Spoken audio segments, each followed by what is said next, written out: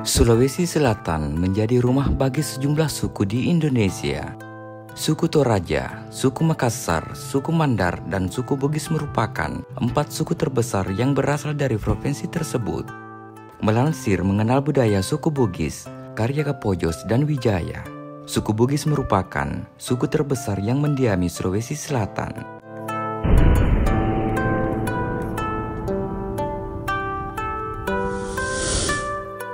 Masyarakat suku Bugis tersebar di sejumlah wilayah, antara lain Kabupaten Bone, Wajo, Sopeng, Sinjai, Bulukumba, Baru, Parepare, Sidrap, Pindrang, dan Luwu.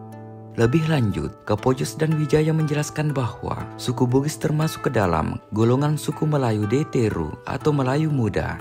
Istilah tersebut merujuk pada kelompok populasi yang bermigrasi dari wilayah Asia Selatan ke kawasan Nusantara pada zaman logam sekitar 3000 sebelum Masehi sampai 1200 sesudah Masehi.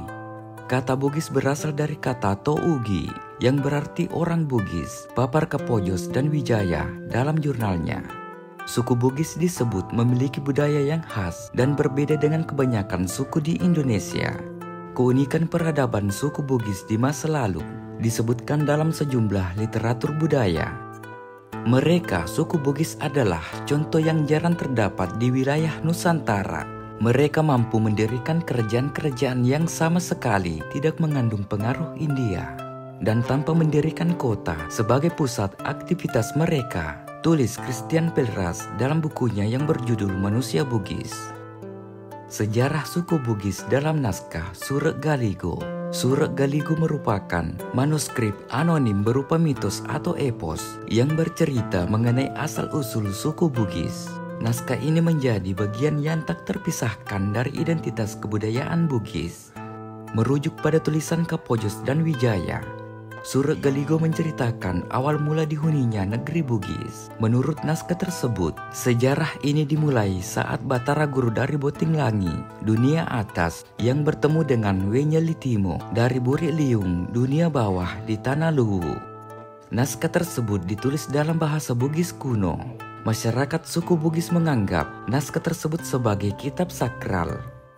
Sementara itu, naskah Galigo bercerita tentang ratusan keturunan dewa yang hidup dalam 6 generasi.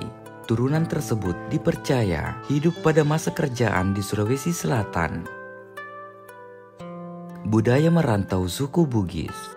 Dilansir dari Budaya Bugis dan Persebarannya dalam Perspektif Antropologi Budaya, karya Bandung, sebagian orang Bugis meninggalkan kampung halamannya untuk merantau. Anggota suku merantau ke berbagai wilayah Nusantara, bahkan sampai ke negeri lain. Tradisi ini sudah menjadi budaya yang tertanam di dalam setiap anggota suku. Tradisi ini diperkirakan sudah berlangsung sejak zaman dahulu. Kapojos dan Wijaya menyebutkan budaya merantau suku Bugis sudah dimulai sejak abad ke-17 dan ke-18. Menurut Pelras, pada mulanya masyarakat suku Bugis menggantungkan hidup dengan bertani. Namun, seiring perkembangan zaman, suku ini diketahui mendirikan kelompok-kelompok di daerah lain, terutama di wilayah pesisir. Suku Bugis menggunakan pinisi atau sejenis kapal layar untuk menjelajahi samudra. Suku ini dikenal sebagai pelaut handal di sejumlah wilayah. Bandung juga menjelaskan bahwa budaya merantau ini berawal dari keinginan masyarakat Bugis untuk meninggalkan rajanya yang sewenang-wenang. Anggota suku yang meninggalkan sang raja sampai ke pesisir, pantai Malaysia Barat, Sumatera, dan pulau-pulau lainnya di Nusantara. Kepercayaan dan agama suku Bugis. Dilansir dari kepercayaan masyarakat Bugis pra-Islam karya Rituan, suku Bugis menganut kepercayaan asli secara turun-temurun sebelum datangnya ajaran agama Kristen dan Islam. Kepercayaan tersebut merupakan ajaran dogmatis yang terjalin dengan adat istiadat hidup dari berbagai suku bangsa. Pokok kepercayaannya berupa adat dari nenek moyang yang pada umumnya bersifat animisme dan dinamisme. Salah satu wujud kepercayaan orang Bugis masa lalu yang menggambarkan ciri-ciri yang mengarah ke paham animisme atau dinamisme, yakni Gaukeng, tulis Rituan. Gaukeng merupakan sosok makhluk halus yang dipercaya menjaga sebuah komunitas. Sosok tersebut dapat berupa segala sesuatu yang berbentuk tak biasa. Lebih lanjut, Ridwan juga memaparkan bahwa suku Bugis sempat menerima ajaran Hindu-Buddha. Namun ajaran dari agama tersebut tidak memberikan pengaruh yang cukup besar dalam sistem kepercayaan mereka. Perlas menjelaskan bahwa masyarakat Bugis pra-Islam percaya pada satu entitas bernama Dewata Sisine. Entitas spiritual tersebut diyakini sebagai dewa yang Maha Esa dan bersifat abadi di atas segala-galanya.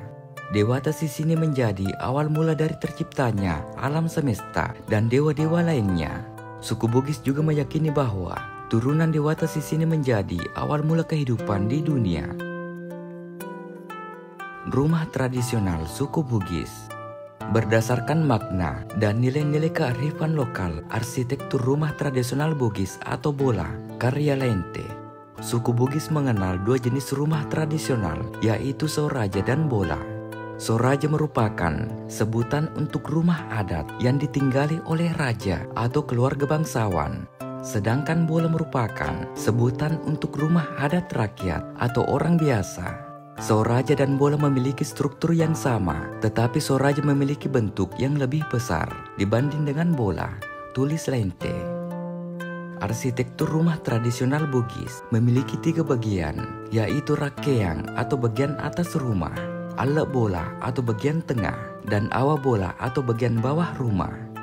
Sayangnya, menurut Lente, rumah adat suku Bugis kini mulai jarang ditemukan. Pembangunan pesat daerah perkotaan membuat banyak bangunan kehilangan ciri khas Bugis.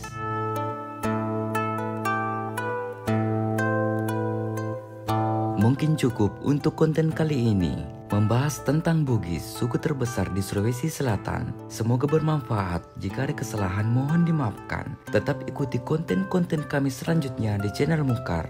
Mari berwisata sejarah dan budaya. Wassalamualaikum warahmatullahi wabarakatuh.